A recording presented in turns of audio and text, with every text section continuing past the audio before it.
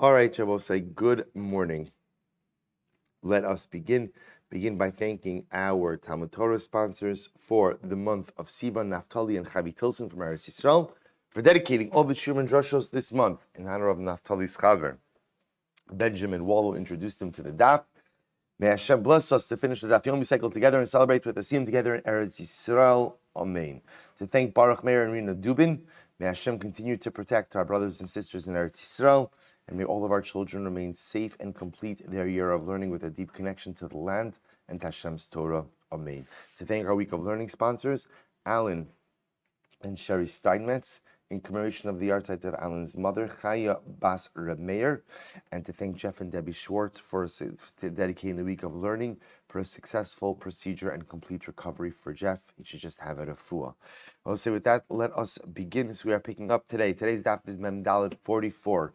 And we are picking up in Miras Hashem. We left off in the middle of our, well, not in the middle, but towards the end of the Mishnah. We left off B'chol Yom Haisa Kveda.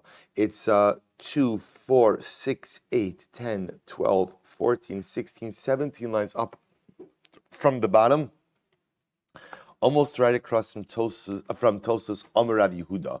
So remember again, the Mishnah is contrasting the avoda that occurred every day with the avoda of Yom Kippur. So specifically now contrasting some of the utensils which were used. So the Mishnah said, B'chol Yom Haisa Kveda, every day the shovel that was used was a heavy shovel. V'hayom Kala, but today, meaning Yom Kippur, the shovel was made of lighter weight material. B'chol Yom Haisa Yada Kitzara, every day the handle of the shovel was short. V'hayom aruka, today on Yom Kippur the handle of the shovel was longer. Again, we'll discuss why all these things were like this. B'chol yom haisa zahav yaruk, every day they would use yellow gold. V'hayom adam, and today it was red gold. Divrei Rabbi Menachem, these words are Rabbi Menachem. B'chol yom makriv pras b'shachris upras ben arbaim, every morning they would go ahead and for the ketores offer up part of it in the morning and part of it in the evening. V'hayom mosif melo chafnav. And in the morning, or I should say today, Yom Kippur, they added on an extra handful of ketoret. So we'll say, remember again, it's actually very interesting that when we speak about the ketoret service of Yom Kippur, so we often refer to the ketoret service which was done inside of the Kodesh HaKadoshim, inside the Holy of Holies. But of course, Yom Kippur, like every other day, also had the regular ketoret service. Part of it offered up in the morning, part of it offered up in the afternoon. B'chol yom haisa daka, every day the ketores was finely ground. V'hayom daka min daka. Today Yom Kippur, finest of the fine, right? Even finer. B'chol yom kohanim olim mizrach shel kevesh. V'yardim ha'ravo. Every day, both say the kohanim would go up on the eastern side of the ramp of the mizbeach and would come down on the western side. And today, Yom Kippur, Kohen Gadol goes up the middle and comes down the middle. Rabbi Yehuda Omer, the Olam Kohen Gadol Olam Be'emtza v'yar be'emtza. Rabbi Yehuda says, no, always the Kohen Gadol always goes up the middle and comes down the middle. B'chol Yom Kohen Gadol mekadish yadav v'raglav min hakir. Every day the Kohen Gadol would go ahead and wash his hands and feet. Kiddush adayim v'raglayim from the kiur. Remember again, the kiur was the large wash base. Remember again, also we saw Ben Katan, what did he do? What did Ben Katan do? 12 spouts. Excellent. But today in Yom Kippur, the Kohen Gadol washed his hands and feet from a golden utensil, literally a golden pitcher.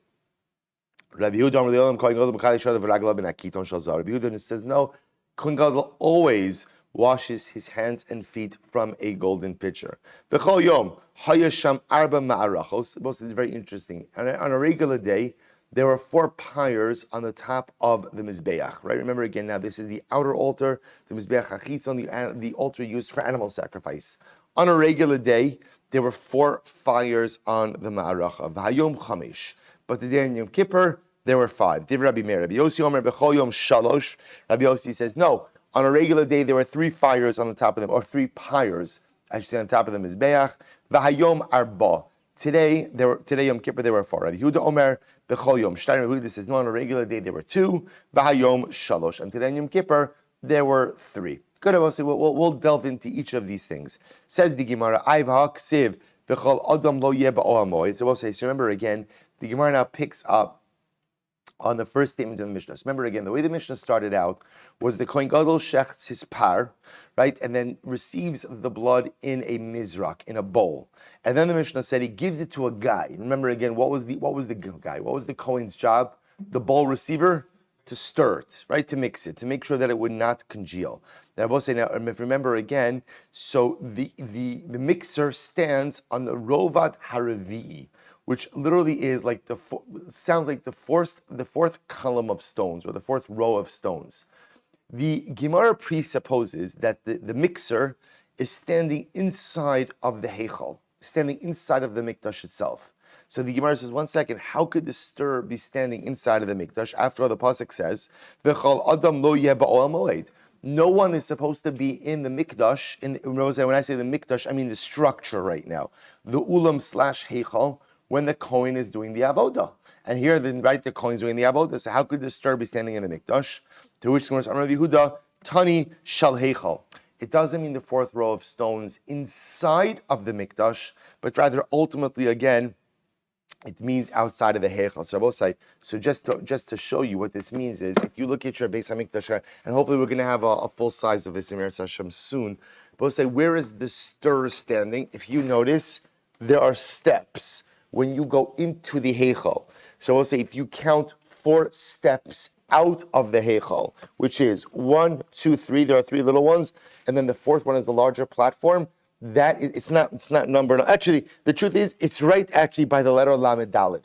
If you look right by the letter Lamed Daled is positioned right at the 4th step outside of the entranceway of the ulam.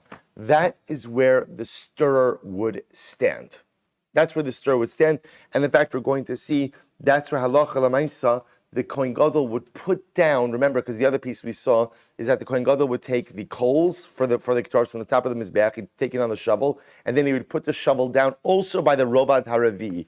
Everything, so the stir and the shovel is being placed down by the 4th step outside of the Heichal. So pretty much right where it says Lamed Dalet, although we're going to see the stir didn't stand in the middle. In fact, the stir stood really to the side. Well, we'll clarify that in just a little bit. But that's where all of this is taking place. So therefore, again, the stir, excuse me, is not standing inside of the mikdash when the Kohen Gadol is there, but rather, again, he's standing on the 4th side, or the 4th step, outside of the actual temple structure.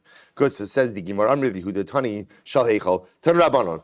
We'll say now that the Gemara mentioned this, we're going to spend some time focusing on this idea. So we'll say one of the interesting aspects of the Yom Kippur service is that no one is permitted to be inside of the mikdash. We'll say, remember again, when we speak about the mikdash, we're referring to this structure over here. This large rectangle is called the ulam, the antechamber, and this larger rectangle is called the heichal. No, we're going to discuss where no one is permitted to be, but for now, what the Torah tells us is, whenever the Kohen Gadol is doing something inside of the mikdash, no one is allowed to be there. No one is allowed to be present inside. Says the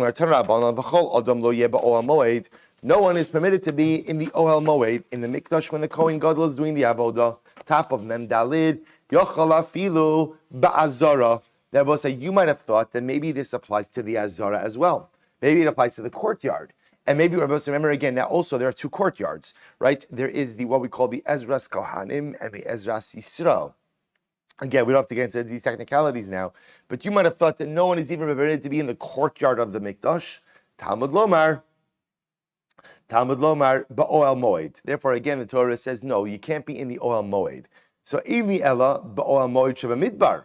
So ultimately, again, I only know about the Oel Moed. I will say, now, Oel Moed, in general, whenever we see Oel Moed, we always take that to mean Mishkan, Beis HaMikdash, but really Oel Moed specifically refers to the Mishkan in the desert, in the Midbar. So I only know that during Yom Kippur, during the Avodah of Yom Kippur, no one could be in the Mishkan in the Midbar. Shiloh, Ubeis Almin Minayin. How do I know that this halacha applies when the Mishkan stood in Shiloh for 369 years? And then ultimately, again, the Beis HaMikdash as well. Talmud Lomar, Bakodesh. Therefore, I will say the Torah says Bakodesh.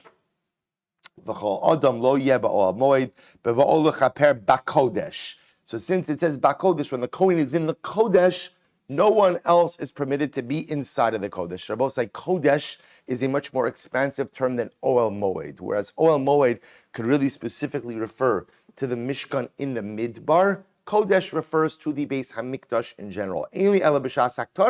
So I'll say furthermore, I only know that this is true during the time of the Ketores. When the Kohen Gadol is offering up the Ketores, no one is permitted to be inside of the Mikdash. B'shas matan damin minayin, how do I know that it also applies to any of the blood applications? So Rabbi say whenever so essentially, it's really whenever the Kohen Gadol, not just the Ketores, whenever he's doing any of the blood applications that are unique to Yom Kippur, right? Unique to Yom Kippur. So for example, the blood application of the shiur LaHashem, the blood application of the par. How do I know that when the Kohen is doing any of these things, no one is permitted to be in the Mikdash? Talmud Lomar, biva'o lechaper. Therefore, Zohar says, ultimately, again, when you come to be mechaper, so anything that has an element of kapara, whenever the Kohen Gadol is doing something that has an element of kapara, no one else is permitted to go ahead and be inside of the Mikdash. I only know that's true, furthermore, when the Kohen Gadol is going in. Be it si'asa minayin. How do I know that it even applies as he's going out? Talmud Lomar, I'd say so. So I'll say whether he's going in, whether he's coming out, no one is permitted to be in the Mikdash when the Kohen Gadol is going in, coming out, staying there for any element of the kapara of Yom Kippur. Says the Gemara, V'chiper ba'ado va'ad beiso ba'ad kol kal Yisrael. But this reference is back to something we learned yesterday. The Kohen Gadol will atone on behalf of himself, on behalf of his beiso, his family, u'ba'ad kol kahal Yisrael, and on behalf, ultimately, again, of all of Klal Yisrael. To which the Gemara says, Kaparaso kodemas lekaparas beiso. The Kohen Gadol's atonement must precede the atonement of his family. So the Gemara says, "Uba'ad kol kahali." I'm sorry. Kaparas kodems lekaparas beiso. Kaparas beiso kodems lekaparas echav kohanim. The atonement for his own immediate family must precede the atonement for his fellow kohanim. The kaparas echav hakohanim, and atonement for the kohanim kodems lekaparas kol kahal Yisrael, precedes the kapara for all of Klal Yisrael. Both say this reference is back to what we just learned in Reb Tzaddik. Right? Before the Kohen Gadol could go ahead and start atoning for anyone, who does he have to atone for first? Himself. So I will say it's incredible. The Kohen Gadol represents Am Yisrael on this Day of Atonement. HaKadosh Baruch Hu says, listen, before you start atoning for everyone else, take care of yourself. And after you take care of yourself, get your mishpacha in order. And after you get your mishpacha in order, get your immediate landsmen in order, your kohanim. And then, once you've gotten your own self in order, your family in order, and again, your fellow kohanim in order, then you could be mechaper for Klal Yisrael. I was saying an incredible yisod. You know, sometimes we're so eager to change the world that we forget that the necessary first step is to change ourselves. So it could be that the Kohen Gadol is so desperate to bring kapara upon all of Klal Yisrael. That's incredible. First step is be mechaper upon yourself. That's step number one. Then your mishpacha, then your fellow kohanim, and then if you go through those steps, indeed you will be successful in bringing kapara on all of Klal Yisrael. An incredible yisod. Amar Mar, aim tzidkas hatzadik, right? Exactly tzidkas hatzadik. Amar Mar, aim li ela b'shas haktorah. So I will say, remember, you said before that I only know this to be true during the time of the Ketores. My mashma. Now, why would you assume that it's only during the time of the Ketores? So the Gemara says, "My mashma. Amar Rava v'chein Rabbi Yitzchak bar Avdimi v'chein Rabbi Lazar Amar Kra v'chiper ba'ado u'ba'ad beiso ba'ad kol kahal Yisrael." Kohen Gadol will atone for himself, for his family, and for all of Klal Yisrael. Eizuhu kapara sheshavala u'lebeisol echav hakohanim l'kol Klal Yisrael. I will say, what is the one thing that affects kapara for everyone? And affects kapara for everyone in the same way. It's very interesting. Have Omer zu haktaras haketoras. So I will say, interestingly enough, ketoras seems to be the one thing that is able to affect uniform atonement. And the Gemara says, uketoras mechaperes. That's interesting, because is ketoras really a mechaper? In other words, I will say, ketoras is an avoda. Is it really, where do we see that ketoras is a mechaper? It atones. Both say this is beautiful. In Datane B'chanina, labmanu sheketoras mechaperes. I will say, we know that ketoras is mechaper. Now, where do we ever see that ketores is mechaper as an avoda? They both say, interestingly enough, when the Torah gives out ketores in the context of Yom Kippur, the word kapara is not really used. The kapara is used with the par. The kapara is used with the shiur, but kapara is not really used with ketores. So ultimately, again, where do we know about the kapara prowess, so the kapara power of ketores? To which the Gemara says, "Vayiten es haketores vayichaper ala am." But say this is incredible. Where do we see it? This is by Korach, right? Both say this is incredible that in the aftermath of the rebellion of Korach, there was a plague, right? There was a plague that killed a bunch of people. So the Torah says that during the plague, when the Malach HaMavos was walking around, so Aaron took the ketores, and when he walked Bein HaMesim, that brought the plague to an end. So you see from the episode with Korach that ketores has the ability to end a magefa, to end the plague, which tells you that ketores has the ability to be mechaper, which is really incredible. So the kapara power of ketores is actually not learned out from Yom Kippur, it's learned out from Parshas Korach. Incredible. We'll say, listen to how beautiful this is. V'tanu d'Rei Yishmael, al ma ketores mechaperes. We'll say, what is ketores mechaper for? Al lashon hara. Incredible. We'll say the real power of ketores that's mechaper for lashon hara, which I will say makes sense once you appreciate the context from which the kapara power is learned from. Right? Remember again, if I accept the Gemara's premise that the atonement power of kapara, of ketores, is learned from Korach, the whole chit of Korach was one of lashon hara. Again, it was rooted in many different things, but lamaisa, right? It was gaiva, it was taiva, but at the end of the day, it was lashon hara. So ketores is mechaper on lashon hara. They will say, now what's the connection? This is so beautiful. Yavo davar shebechashai. Let something that is done in quiet and private be mechaper for something that is done quietly and privately. See, I will say, so listen to this. Ketores is done quietly and privately. In other words, it's done out of public view. It's done inside of the mikdash and no one sees it. Now it's true on Yom Kippur. On Yom Kippur, it's done even more privately inside of the Kodesh HaKadoshim. But even stam on a regular day, right? Ketores in general is a more private service done out of the watchful eye, right? When you offered up karbanos on the Mizbeach HaChitzon, that was very public. But ketores is something done privately, so let something done privately be mechaper on something that is done privately. Lashon hara, in the good old days of lashon hara, before social media. So remember, lashon hara was private. It was private, right? Good old lashon hara was just behind people's backs, right? And they never knew where it was coming from. Now lashon hara, Baruch Hashem, is in the Rosh Hashanah, right? Now it's very public, which is I will say such a yeridas hadoros.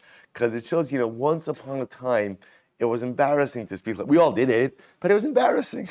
It's like, who doesn't speak lashon hara? Okay, but at least I'm not going to publicize it. Now, there's no shame in it, right? Now, again, lashon hara is a public pursuit. In any event, the Gemara says as follows: Tanan hasam, Parsh. We'll say. So now, let's analyze a bit more this idea of prisha. So we'll say what we've established is there is a concept, a biblical concept, lo yeh adam ba'oel moed, that when the Kohen Gadol is doing the avoda, no one could be inside of the mikdash.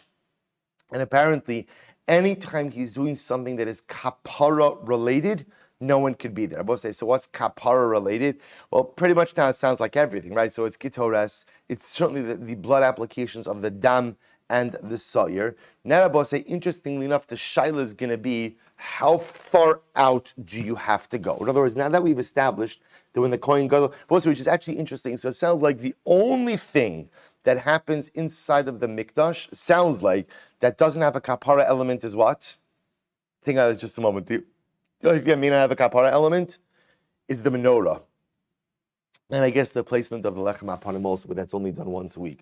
Okay, so interesting, maybe the menorah. But again, everything else, certainly has an element of kapara associated with it. All right, so the Gemara says, so now the shaila is going to be, how far out do you have to separate? So listen to this. So Tanan Hasam, Parshin mi beina ulam v'la mizbeach b'shas haktara. At the time the ketores is offered, about saying, not only can you not be inside of the mikdash, but you also cannot be between the ulam and the mizbeach. So remember again, now that what we're doing over here is we are extending, we'll call it the what's the right word? The boundary, the separation radius, right? Or the isolation radius. So now what we're assuming right now, although we're going to challenge this assertion in just a moment, is that the ulam and the heichal are treated the same. So whenever the Kohen Gadol is doing the avoda, you must separate out. Remember again, the ulam is gimel, the heichal is beis, right? So whenever the Kohen Gadol is doing anything inside of the mikdash, we kohanim, everybody must separate. Now the Gemara is suggesting, Abosai, that not only do you have to separate from the mikdash, but this area over here between the ulam and the mizbeach, this area, this strip over here, right? Here's the mizbeach achitzon. Here is the ulam. That when there is an obligation of separation from the mikdash, you must not be in the mikdash itself, but in this area as well. So says the Gemara, let's analyze. So Tzanan Hasam Parshmi Beina Ulam Mizbeach B'Shas Haktara. When the Ketaris is being offered, not only can you not be in the mikdash itself, but you cannot be between the Mizbeach and the Ulam as well. Rabbi Lazar, Lo Shanu Ela B'Shas Haktara Deheichal. That's only true when the Kohen Gadol is offering up the Ketoris and Heichal. So remember again, as we just established in the Mishnah, on Yom Kippur, there are two different Ketoris offerings. There is the daily Ketoris offering. Where is the daily Ketoris offering done? Where is it done? Inside of the Kodesh, by the Mizbeach, which we'll say is by letter Beis on that sheet. Right? Ultimately, again, by the inner golden altar, the small golden altar, the Mizbeach Hazav. So the Gemara is suggesting over here, and then of course on Yom Kippur, there's the additional Ketoros offering, which is done inside where? Of the Kodesh HaKadoshim, inside the Holy of Holies. So the Gemara, Rabbi Lazar is saying, when do we say that halacha l'maisa, there's an obligation to separate from the mikdash and from the area between the Mizbeach and the Heichal? That's and the Ulam, that's only during the Ketores offering that takes place on the golden Mizbeach. So only when Ketores is being offered up in the Heichal do you have to separate not only out of the Mikdash, but also from the strip between the Mizbeach and the Ulam.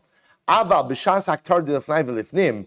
But when the Kohen Gadol is offering up the Ketores inside of the Kodesh HaKadoshim, inside the Holy of Holies, then what? So the Gemara says, Aval heicha, aval b'shas haktar d'lefnai v'lifnim, meheicha parshi, mibeina ulam v'lemizbeach lo parshi. But Shabbat said, this is actually very interesting. Shabbat Lazar says like this, where essentially, you always require one degree of separation, which is pretty much what Rabbi Lazar is saying.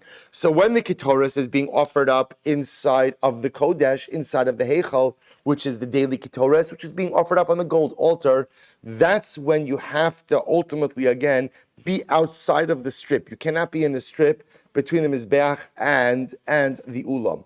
But when the Ketoris is being offered up in the Kodesh HaKadoshim, the one degree of separation just demands that what? You can't be in the Mikdash, but there's no problem to be in the strip over here, between the Ulam and the Mizbeach. So I'll say, this is the position of Rebbe Lazar. Again, the separation requires essentially one degree of separation. So when the Ketaris is being offered up in the Heichal, you cannot be in the strip between the Mizbeach and the Ulam.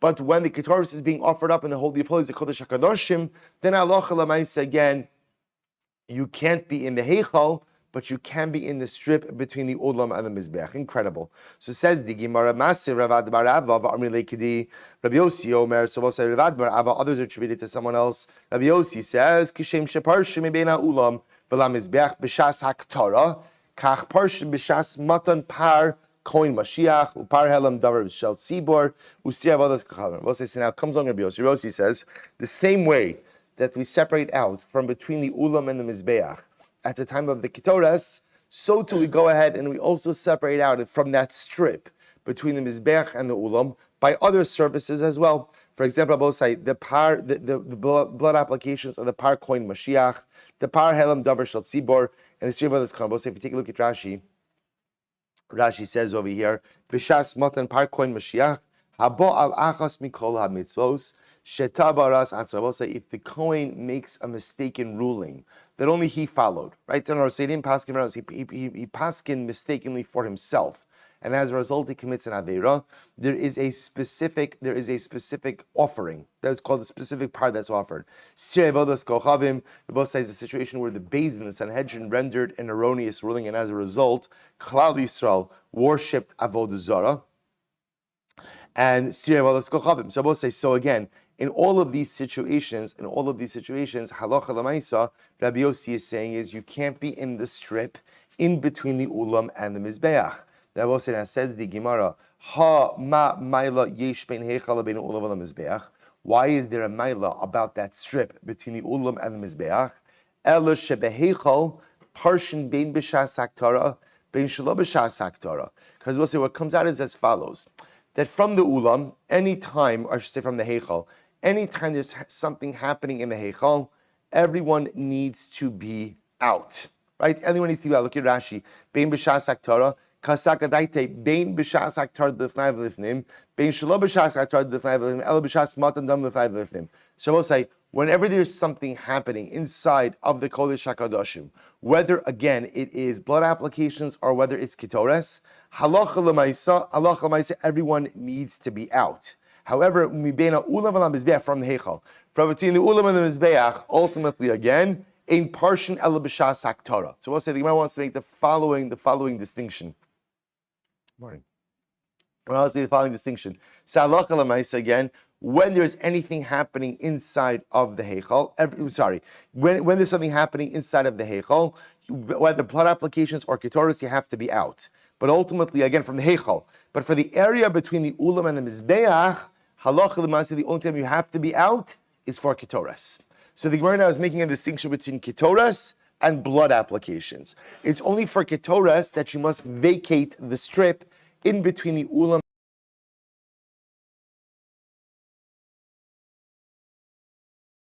is being offered. You have to vacate.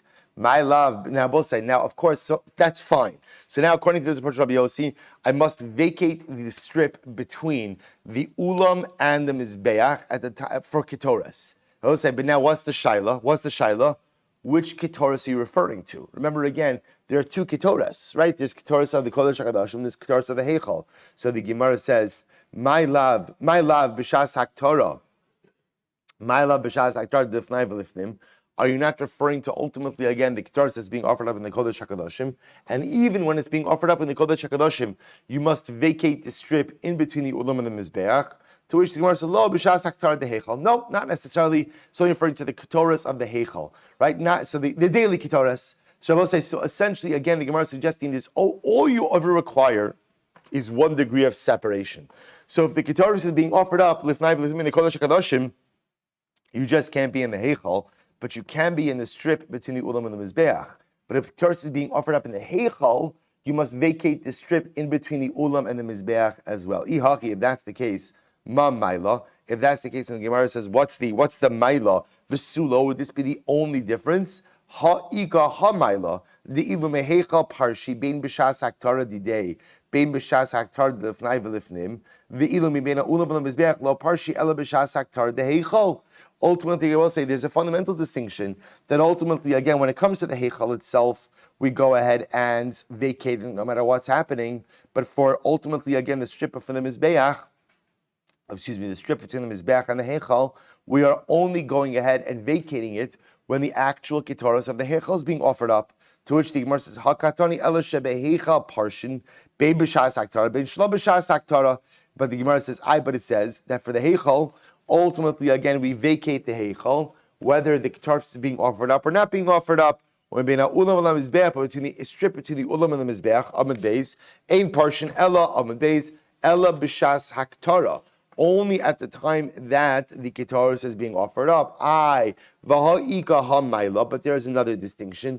Dil meheichal parshi bein bikdusha didei bein bikdusha dilifnai v'lifnim. Both say there is another fundamental distinction. One is vacating the heichal whenever there's a blood application, whether that blood application is done in the heichal or the blood application is done in the Kodesh HaKadoshim, right? Anytime that there is a matan damim, anytime there is a blood application, we are vacating the heichal. Ve'ilu mibeina ulam v'lam mizbeach, yet Rabbi say, interestingly enough, when it comes to vacating the strip in between the ulam and the mizbeach, lo parshi ela bikdusha de heichal. You only have to vacate the strip between the ulam and the mizbeach when there's an avoda happening inside of the heichal itself.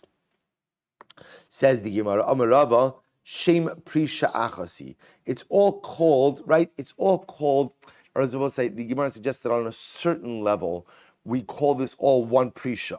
we call this all one separation. The fact that there is a distinguishing detail over here between are you vacating the heichal or are you vacating the heichal and the strip is a detail. But for a halachic purpose, the Gemara says we call this all one thing. We call this prisha. Amar mar kach parshin.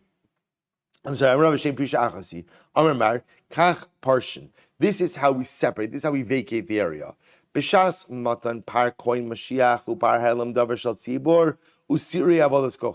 So I'll say, so remember again, we said before, the example the Gemara brought is this din of vacating the area is not just the din on Yom Kippur. As much as we're introducing it over here on Yom Kippur, it's not just Yom Kippur. It seems to be any time that we are essentially engaging in some type of kapara service, there is an obligation to vacate the space. So for example, the Gemara says, the par kohen Mashiach, we spoke about that before, that's halacha l'naisa, again, the case where the Kohen acts on his own erroneous halachic ruling and commits an avera. Par helam davar shal tzibor, that's ultimately, again, where the Sanhedrin issues an erroneous ruling and Klal Yisrael ends up committing an avera. And situation where again the Klal worshipped Avodah Zarah. So even in these situations, there is an obligation to vacate the area when the Avodah is being done. Minalan, where do we know that from? Amrei Pedas, Osya kapara miyom kippurim. Both make a gzer shavav kapara from Yom Kippur. It says kapara by Yom Kippur. It says kapara by these elements. Just like the kapara of Yom Kippur requires a vacating of the space, so too the kapara of these karbanos requires a vacating of the space as well. Amar Rav Acha bar Ava shmamina. See from here that malos daraisa. V'hachi gemir lehu. The Rabbi say, interestingly enough, if you look at Rashi, says malos daraisa. Malos shamanu chachamim b'mishnah Maseches Kelim parakamis. Well, let's listen to this. The Gemara now here references the Mishnah Maseches Kelim. Now, what does the Mishnah in Kelim say? Quotes over here, reading Rashi. The Kamar Hasam. Harabayis mikudesh miYerushalayim. So we'll say the Mishnah in Maseches Kelim quotes eight gradations or 8 levels of kedusha. For example, Harabayis is holier than Yerushalayim. V'hachel meharabayis, right? The chel, which is the strip which surrounds the Beis Hamikdash. The chel has greater kedusha than the rest of the Harabayis. The Ezras Noshim min hachel, right? The Ezras Noshim has greater kedusha than the chel. The Ezras Yisrael mishal Noshim. Ezras Yisrael has greater kedusha than Ezras Nashim. V'shal kohanim mishal Yisrael. Ubeina ulam v'lamizbeach min ha'azara. Furthermore, again, the strip in between the ulam and the mizbeach has greater sanctity than the rest of the courtyard. V'heichal mibeina ulam. Right, the heichal is greater kedusha than the ulam. V'lamizbeach. So the Gemara says all of these things, these levels are d'oraisa. Now, both says, I just want to point out. Remember, this whole notion of vacating the mikdash, and then again, certain situations, not only do you have to vacate the mikdash, but you have to vacate the strip in between the mizbeach and the ulam, tells us that the different areas in the mikdash have different levels of kedusha. Now, that's not a chiddush to us. What the Gemara is just pointing out is, by the way, these varying levels of kedusha are biblical in nature. This is da'oraisa. So just finish up Rashi. Rashi says over here, all of these gradations are da'oraisa ninhu halacha leMoshe miSinai. These differing levels of kedusha are da'oraisa, not written as a pasuk in the Torah, but are a Sinaitic law. Halacha leMoshe miSinai. V'achi gemir lo hilchach le'inyan prisha nami dikra lo itzrich prisha ele meheichal d'chsiv v'chol adam lo yeh ba'almoid. V'asra abanam v'gazra ben olam mizbeach dilma mikri v'aya leheichal v'lo nimshecha sharazar le'osa gzera shay ben olam v'mizbeach kedusha achasi. So we'll say, interestingly enough, so the Gemara is pointing out over as follows. We're going to see in just a moment. We'll read this in Rashi first, then we'll see in the Gemara. Mid da'oraisa, the mitzvah of prisha, the mitzvah to separate, right, to vacate the area, really only applies to the heichal. But sometimes Chazal added on the need to vacate the space between the ulam and the mizbeach. For what purpose? Out of fear that if people kind of remained in that space, they may come inadvertently to enter into the mikdash itself. So the Gemara says, "Ushala kol azar kedusha achos ben ulam mizbeach gufa gzera." Probably as azara gzera legzera. So okay, so fine. So we'll say, so let's go back to the Gemara. So the Gemara says, Shmamina malos daraisa. You see from here that the varying levels of kedusha of the mikdash compound are daraisa. V'achi gemir lehu Because if you would think that the varying levels of Kedusha and the Mikdash are just Rabbanon, Maishna Beina Ulam La Mizbeach. Rabbi will say, what's the difference between the area between the Ulam and the Mizbeach and the rest of the Azar, the rest of the courtyard? Dilma Mikri Va'ayo Mikula Azar. Nami Nifreshu Dilma Mikri Va'ayo. Because Rabbi will say, if you hold that all the levels of the Mikdash, all the areas of the Mikdash are the same, so if you're concerned that if a person is standing between the Ulam and the Mizbeach, that they may come to enter into the Mikdash, maybe we should just say like what? Maybe you should have to vacate what? The entire Beis HaMikdash premises. Everything. Vacate, right? Stand on Harabayas. Leave the Beis HaMikdash premises. The factor will say that we only extend the Gzeira of vacating the area to the strip between the Mizbeach and the Ulam indicates to us what? That strip has a different level of Kedusha. Because that's the thing, the Milas Daraisa, the levels of Kedusha and the Mikdash are biblical in nature. So that when Chazal are telling us to vacate the area, they make a distinction between the strip, between the Mizbeach and the Ulam, to the rest of the Azar, to the rest of the courtyard. Because if that was not so, then if Chazal are concerned about you inadvertently entering into the Kodesh, when the Kohen Gadol is doing the Avodah, they should tell you to vacate the entire area. To which the Gemara says, Dilma mikra va'alimina olam mizbeach. To which the Gemara says, well, not necessarily. Kevan de lo mafsik midi lo minkara milsa. Hazara kevan deika mizbeach achitzon de mafsik minkara milsa. To which the Gemara says, well, not necessarily. But there is a distinction because the area between the ulam and the mizbeach, there is a concern of inadvertent entry. Why is there a concern of inadvertent entry between the ulam and the mizbeach? I will say why. Because there's nothing that really obstructs you from walking in. When you are on the other side of that, remember again, if you are on the other side of the Mizbeach, there's something pretty big obstructing entry, which is what? The Mizbeach. That is kind of their obstructing general entry, so a person doesn't just end up inadvertently wandering in to the Mikdash itself. So Rav Shmamina, Kedushas Ulam Kedushas Ulam veHeichal Chadam Ilsi.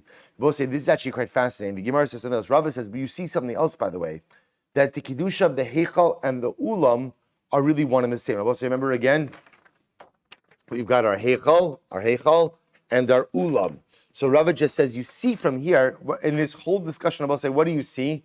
That there's no distinction between the Ulam and Heichal. So I will say, see, if I was structuring this Gemara, as all of us, you would have thought to say that what are the levels of separation? Well, level one is you can't be in the Heichal, but you can be in the Ulam.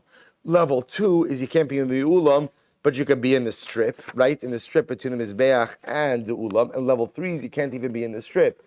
But if you notice, again, throughout this entire conversation, no distinction is made between the Heichal and the Ulam, right? The Heichal and the Ulam, which tells us that Halacha L'Maaseh Rava says that the level of Kedusha of both of these items is the same.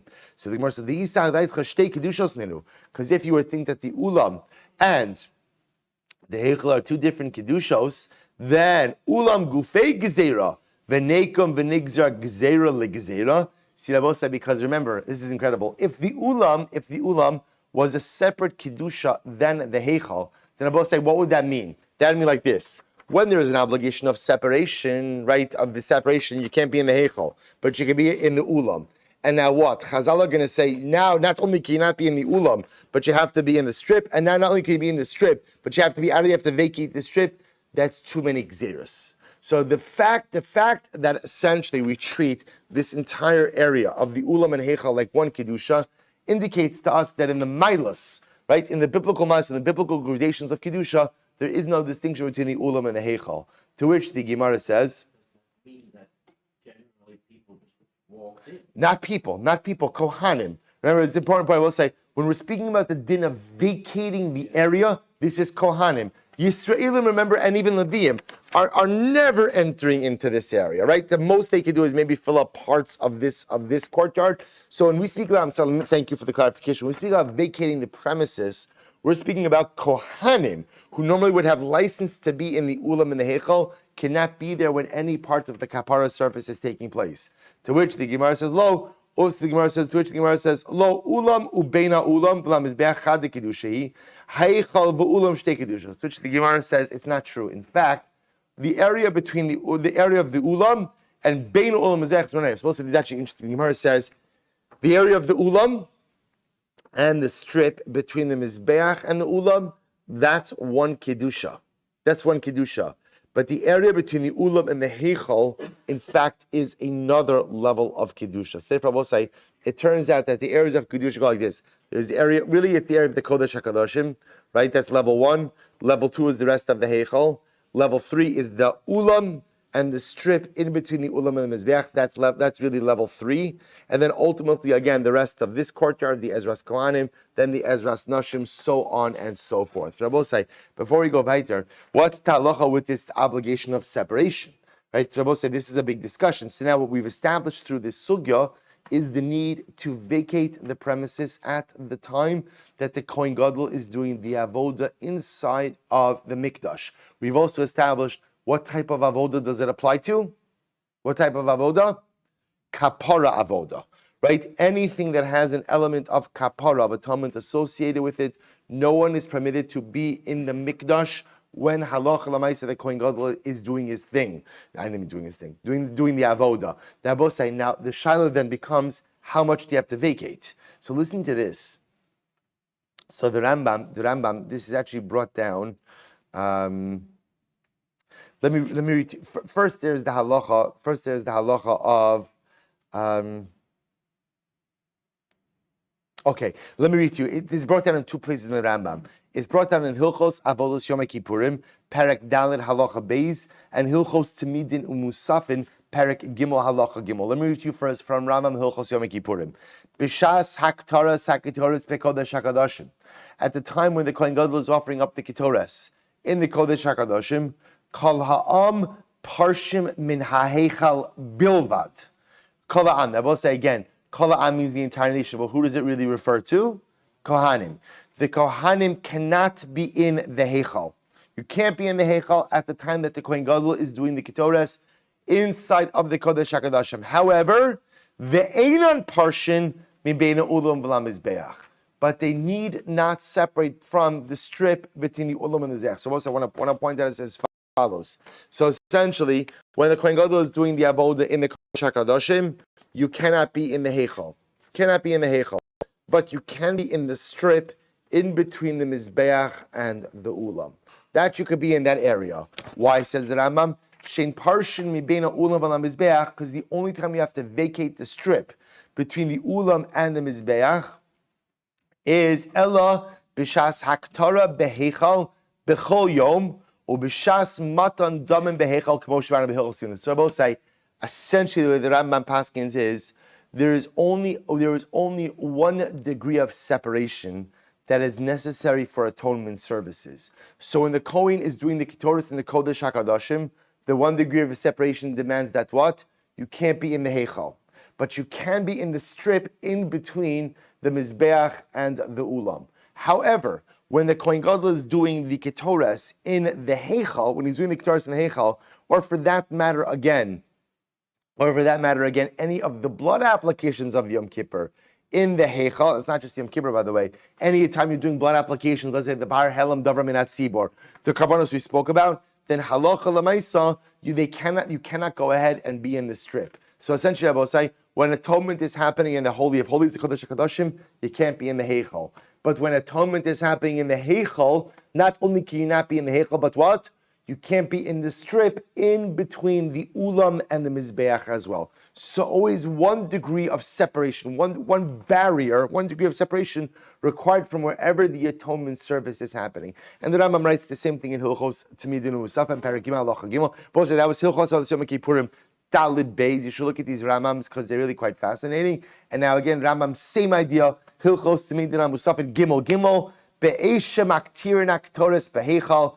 At the time that the Ketores is offered up in the Heichal, B'chol Yom Vayom, Parshin Kala Amin HaHeichal, Umi Bein HaUlam V'la Mizbeach, Lo Yeshem Adam At Shiyeti Zeh Sheiktir HaKetores, V'chei B'shah Shikanis B'dam HaChatos, Nasas B'fnim, Parshim Mi Kol Mi Bein HaUlam V'la Mizbeach. So we'll say again, whenever there's an atonement service happening inside of the Heichal, you have to separate not only out of the Heichal, but you must vacate the strip in between the Ulam and the Mizbeach. But when the atonement service is only happening inside of the Holy of Holies, Kodesh HaKadoshim, you must vacate the Heichal, but ultimately, again, you could be in the Shabbat. So we'll have to stop over here for today.